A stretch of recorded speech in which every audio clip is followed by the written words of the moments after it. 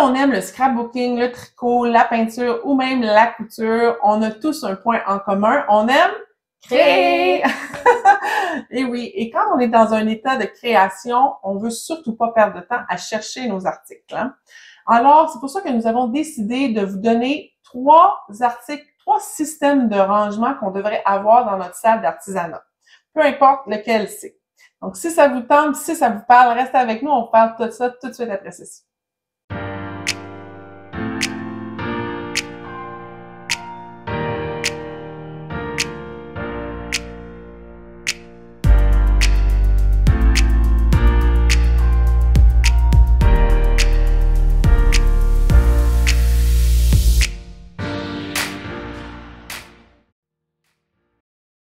Salut, je suis Stéphanie. Et moi, Elisabeth. Bienvenue sur notre chaîne SOS Rangement. Merci beaucoup de nous suivre et d'être abonnés à notre chaîne. D'ailleurs, faites-nous part de vos commentaires sur cette vidéo et n'hésitez pas à partager avec vos amis. On adore vous lire, vous écrire et échanger avec vous. Alors, parlons de rangement dans notre salle de création, hein. Une chose est certaine, c'est qu'on veut tout avoir à portée de main, hein. Puis voilà pourquoi c'est souvent chaotique dans notre salle, parce que nous préférons tout laisser traîner plutôt que de ranger. Mais le problème avec cette méthode-là, c'est que ça devient rapidement chaotique, puis on n'a plus de place pour créer. Alors, on veut avoir des systèmes dans notre salle d'artisanat qui vont nous permettre d'être organisés puis avoir tout à portée de main.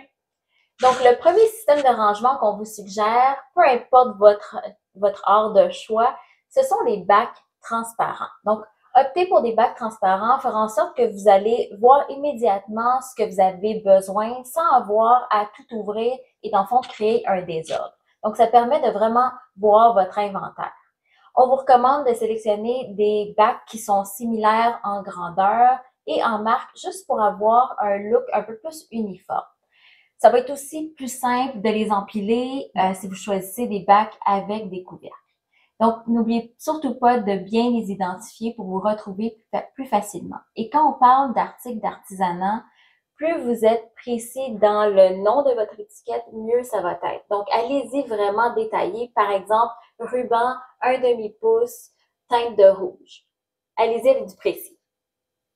Le deuxième système de rangement que nous suggérons, c'est le fameux panneau perforé. Hein? C'est comme tellement le fun d'avoir ça parce qu'on veut avoir notre surface libre pour pouvoir créer, mais aussi avoir accès à nos articles, donc qu'ils soient accrochés sur les panneaux perforés. On peut mettre les crayons, les ciseaux, les rubans, différents articles comme ça qui vont facilement être accessibles. Imaginez cela. Une salle pleine de panneaux perforés ou presque, hein? C'est magique. La troisième solution qu'on vous recommande pour tous les articles, c'est le chariot sur roulette. Donc, cette solution vous permet de ranger plusieurs petits articles différents qui seront toujours à portée de main et accessibles en tout temps.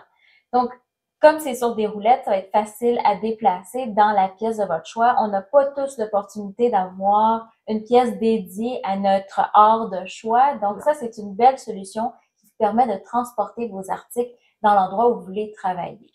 On peut aussi y apposer des crochets sur le côté, des paniers. Donc, il y a plein de petits accessoires, même des petits panneaux perforés qu'on peut mettre sur le côté pour le rendre encore plus fonctionnel.